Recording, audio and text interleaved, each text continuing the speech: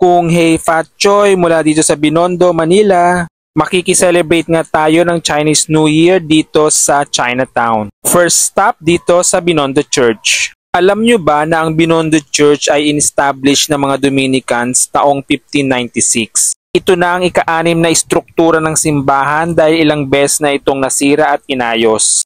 Sa kasalukuyan, itong ang Binondo Church na nakikita natin ngayon ay natapos taong 1985.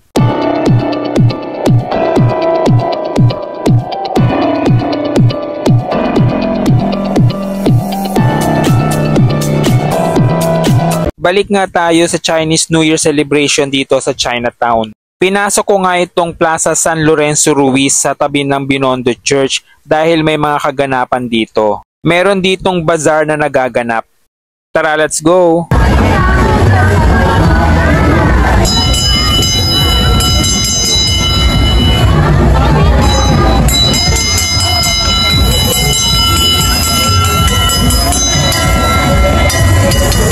May mga binibenta nga ditong Lucky Charm bracelet.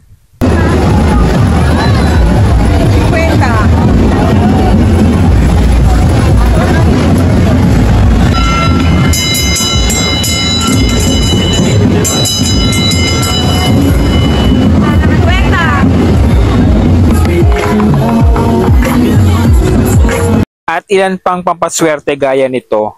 Siyempre hindi rin mawawala ang mga nagtitinda ng tikoy.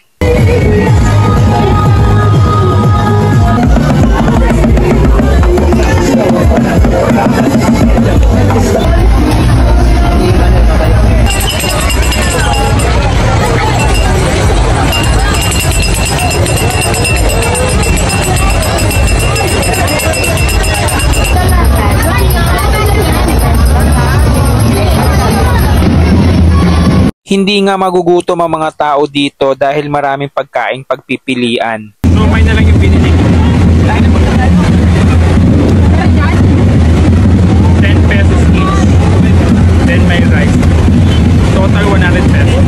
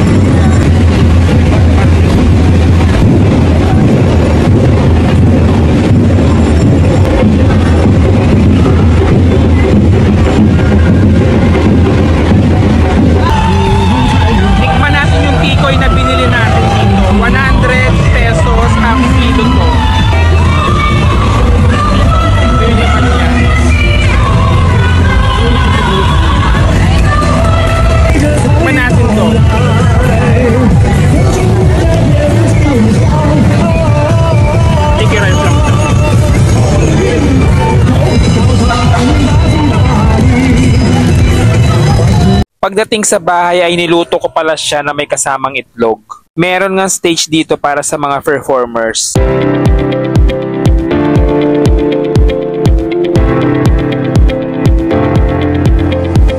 Ayan lang muna dito sa Binondo, Manila. Marami pa akong pinuntahan dyan, sa susunod na video na lang.